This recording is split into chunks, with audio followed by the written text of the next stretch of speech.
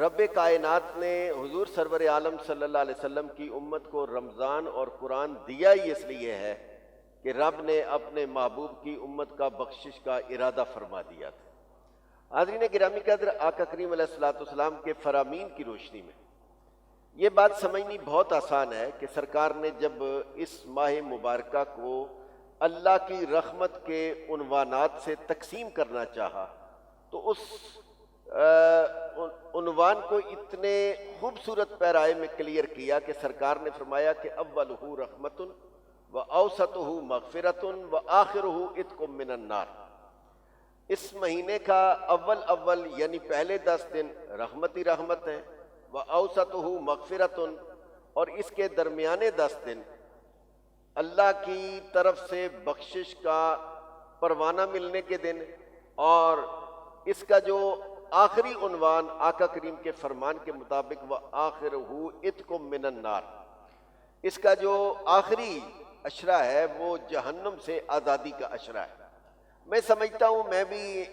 جن دنوں میں آپ کے پاس بیٹھا ہوں اور محو گفتگو ہوں، یہ بھی رمضان المبارک کا آخری اشرہ ہے، اور رب کائنات نے اس مہینے کی جہاں بہت ساری فضیلتیں رکھی ہیں، میں ان روایات کو مفہوماً ایک جگہ کر کے بیان کرنا چاہ رہا ہوں کہ رب کائنات ہر افطار کے وقت اپنے بندوں پر خاص مہربانی فرماتا ہے، اور خصوصیت کے ساتھ رب کائنات اپنے بندوں پر اس وقت خاص طور پر فخر فرماتا ہے کہ جب انسان اپنے سامنے انواع و اقسام کے کھانے اور رب کی نعمتیں سجا کر اور پھر اپنے دونوں ہاتھ باندھ کر اللہ اکبر کی صدا کی انتظار میں اپنا سب کچھ ارادے، سب سوچیں، سب فکریں ایک جگہ مرکوز رکھتا ہے کہ مولا میرے اپنے ہاتھوں کی کمائی اس وقت میرے دسترخوان پر موجود ہے، اور میں نے اس کو حلال طریقے سے کمایا ہے، لیکن میرے مولا میرا ہاتھ اس لیے اس کی طرف نہیں جا رہا کہ تو یہ چاہتا ہے کہ میں جب تک مشرق سے نکلنے والا سورج مغرب میں غروب نہ ہو جائے میں تب تک اس کھانے کی طرف ہاتھ نہیں بڑھاؤں گا۔ تو یاد رکھنا میرا رب یقیناً اور صدقاً میں یہ بات کرنا چاہتا ہوں کہ کل بھی رب کائنات نے فرشتوں سے کہا تھا کہ انی جاعل فی الارض خلیفہ، میں دنیا میں اپنا خلیفہ بنانے چلا ہوں، تو فرشتوں نے ایک مرحلے پر انسان کے دنیا میں خلیفہ بنائے جانے پر یہ اعتراض اٹھایا تھا کہ یہ تو زمین میں دنگے فساد کرے گا، یہ تو قتل غارت گریاں کرے گا، یہ تو زمین کے اندر فساد فی الارض کا ذریعہ بنے گا۔ تو میرا رب یقین کامل سے کہتا ہوں کہ اپنے بندوں پر اس وقت فخر فرماتا ہوگا فرشتوں کی جماعت کے اندر کہ فرشتوں دیکھتے نہیں ہو کہ جس بندے کی تم نے اس لیے مخالفت کی تھی کہ یہ زمین کے اندر تسفک الدماء، یہ زمین کے اندر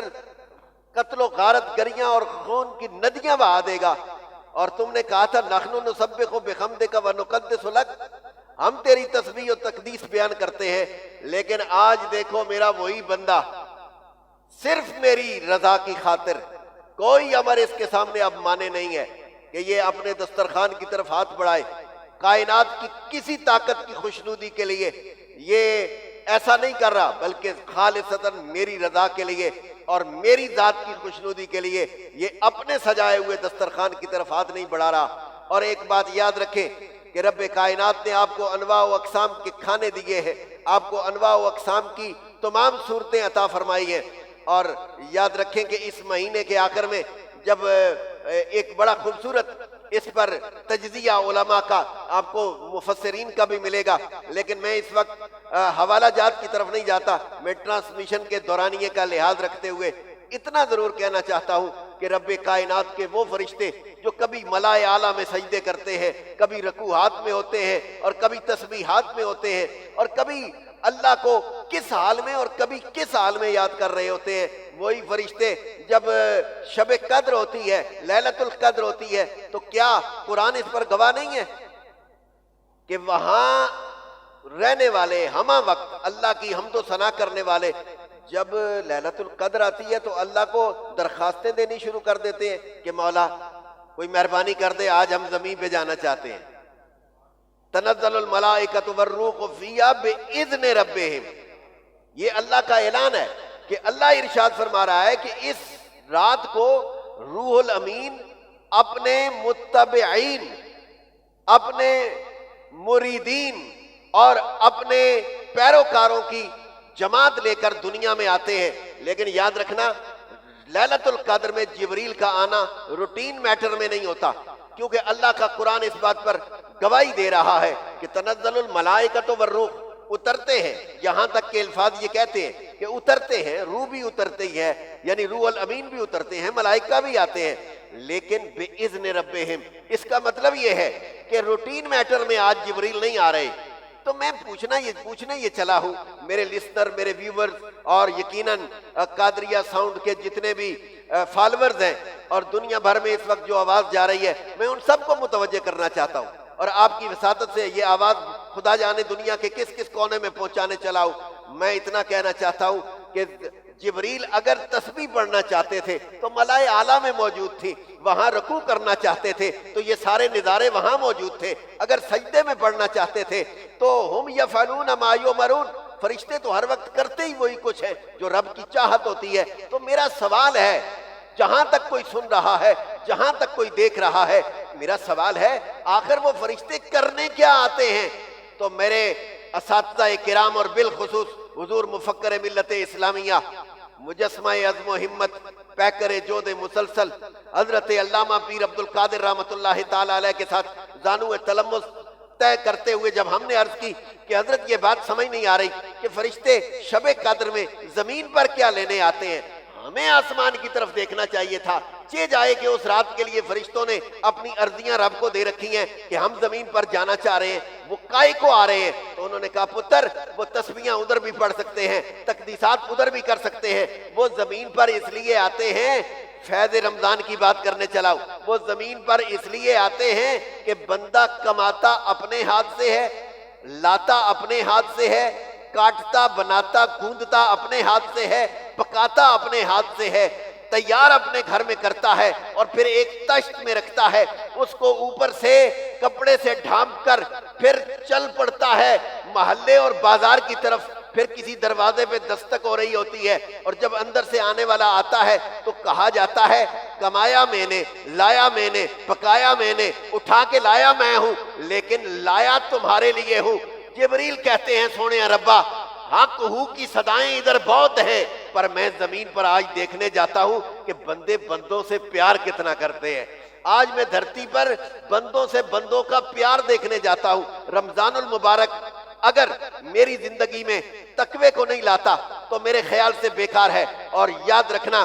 تقوی، اس میں کوئی شک نہیں کہ سجدہ بھی تقوی کی ایک نشانی ہے، رکوع بھی ایک تقوی کی نشانی ہے، اللہ کے حضور کھڑا ہونا بھی تقوی کی ایک نشانی ہے، اور تسبیحات و تقدیسات اور تحلیلات یہ سب کچھ تقوی کی نشانیاں ہیں۔ پر میرے کملی والے کا ایک اعلان ہے، الخلق عیال اللہ، یہ ساری مخلوق اللہ کا کنبہ ہے۔ میرا رب دیکھتا ہے میرے بندے کے دل میں میرے بندوں کا پیار کتنا ہے۔ جب بندہ بندوں سے پیار کرنے لگ جائے تو تقوی عروج پر ہوتا ہے، فیض رمضان اپنی روح کے ساتھ بندے کے اندر اتر رہا ہوتا ہے اور اپنی تمام تر رارائیوں کے ساتھ اس کے دل میں جگہ بنا رہا ہوتا ہے۔ یہی وجہ ہے میں چھوٹی سی ایک تمثیل کے ساتھ یہ بات سمجھانا چاہ رہا ہوں۔ آپ یاد رکھیں، میں نے ایک آیت پڑھی، میرے دل کو بڑی لگی، اور میں آج کی اس فیض رمضان ٹرانسمیشن میں اور رمضان کے فیضان کے عنوان سے یہ بات آپ کی وساطت سے اپنے تمام دیکھنے والوں تک پہنچانا چاہ رہا ہوں کہ ایک بندہ اپنے گھر سے نکلا اور کسی کام کے لیے نکل رہا تھا، اللہ نے اس کو دنیاوی حیثیت، مال و دولت اور دنیا کا اسباب متاع دے رکھا تھا۔ وہ گھر سے نکلا، گلی میں کچھ بچوں کو کھیلتا ہوا دیکھا، اور جو ہی بچوں کو کھیلتا ہوا دیکھا ان میں ایک بچہ ایسا تھا جس کے پاؤں میں جوتی ٹوٹی ہوئی تھی۔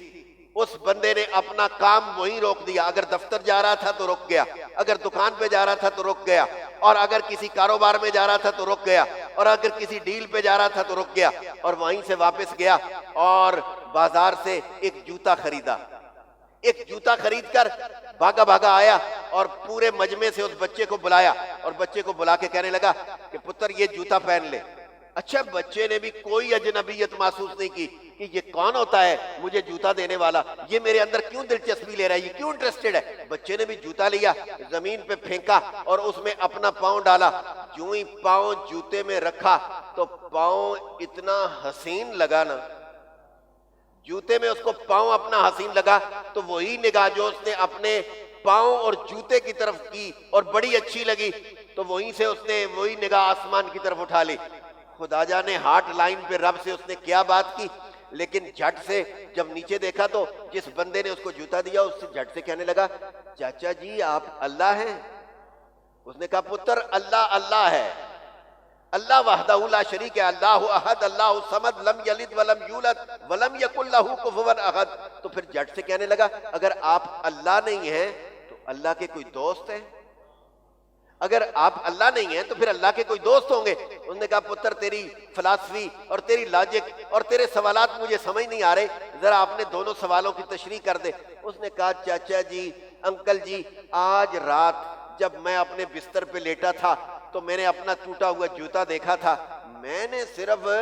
باتوں باتوں میں اپنے رب ہی سے تو بات کی تھی کہ میرا جوتا ٹوٹا ہوا ہے، اور صبح میں کھیلنے نکلا گلی میں تو سب سے پہلے جوتا آپ لے کے آئے ہیں، تو میں نے تو اس لیے پوچھا کہ آپ اللہ ہیں. آپ نے کہا میں اللہ نہیں ہوں، تو پھر آپ ہیں بھی نہیں، میں بھی جانتا ہوں کہ آپ اللہ نہیں ہیں. لیکن جو شخصیت کوئی کام کرنا چاہے اور نہ کرے یا خود نہ کرنا چاہے تو پھر کسی اپنے قریبی سے کرواتی ہے. میں سمجھتا ہوں کہ اگر اللہ نے مجھے جوتا دینا چاہا اور وہ ذات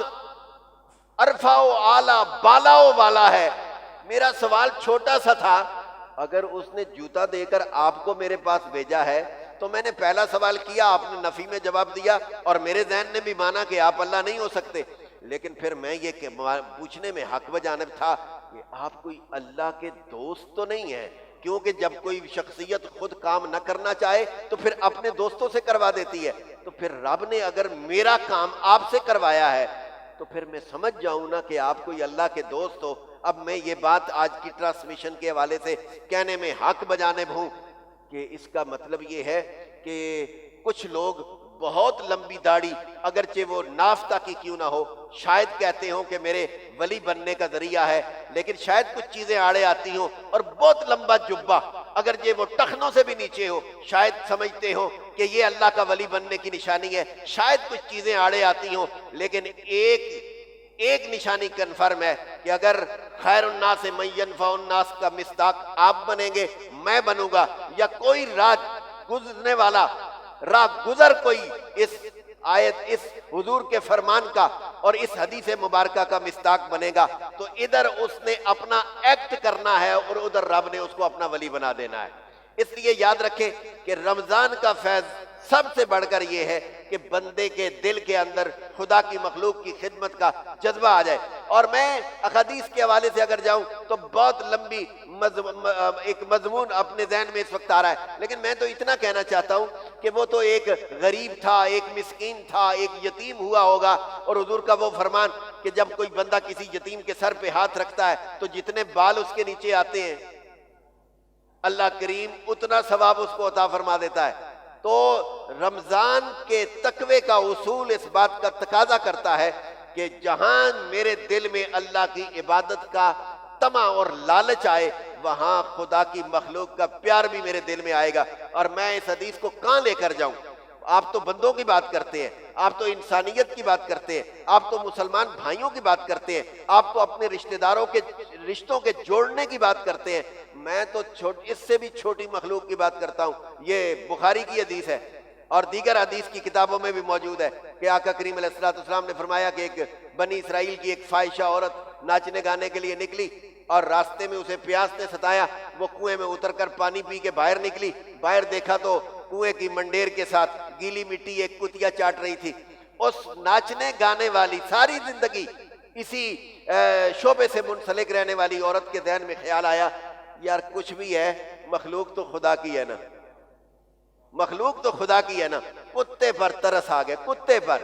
میں بندوں پر ترس کھانے کا آپ سے اپیل کروں گا. لیکن اس کو کتے پہ درس آیا، وہ مڑ کے پھر کنویں میں اتری، برتن کوئی نہیں تھا، لیکن اس نے کیا کیا، اپنا موزہ اتارا، اس کو پانی سے بھرا، دانتوں میں لیا، اور جب کنویں سے باہر نکل کر اس نے کتیا کے منہ میں چند قطرے پانی کے ٹپکائے، اور کتیا نے بھی آسمان کی طرف دیکھا، خدا جانے اس نے اپنی بولی میں اپنے رب سے کیا بات کی ہے، لیکن جو ہی اپنے رب کی طرف دیکھا تو وہ فائشہ کتیا کو پانی پلا کے اپنے کاروبار پہ نکلنے لگی، تو عاطف غیبی کی آواز آ گئی، ہاں ہاں ہاں ہاں، اب جدھر جانے کا ارادہ ہے ادھر نہیں جانا، اب تم ناچنے گانے والوں سے کاٹ دی گئی ہو اور خدا کے بندوں میں شامل کر دی گئی ہو۔ تو اگر اتنی ارذل اور اتنی ادنا مخلوق کی خدمت کرنے کے بعد بندہ اللہ کے بندوں میں شامل ہو سکتا ہے اور گناہگار بندہ، تو پھر ایک لا الہ الا اللہ محمد الرسول اللہ کی مالا جپنے والا خدا کی مخلوق کی خدمت کر کر کے خدا کے بندوں میں شامل کیوں نہیں ہو سکتا؟ میں سمجھتا ہوں کہ آپ لوگوں نے اس خوبصورت ٹرانسمیشن کا اہتمام کر کے اس ماحول کے اندر اصلاح کے لیے اپنا رول ادا کرنے کی کوشش کی ہے، اور میں سمجھتا ہوں کہ یقیناً باقی کسی کو فیض رمضان ملے نہ ملے یہ تو رب جانتا ہے اور رمضان کا فیض لینے والے جانتے ہیں، لیکن میں اتنا ضرور کہوں گا کہ قادریہ ساؤنڈ کی پوری ٹیم کو انشاءاللہ فیض رمضان ملے گا بھی، اور وہ انشاءاللہ لے کر بھی رہیں گے۔ اتنے بہانے اللہ کی رحمت کو اپنی طرف موڑنے کے بنانا، یقیناً رب جانتا ہے کہ رب کائنات اپنے بندوں سے کتنا پیار کرتا ہے۔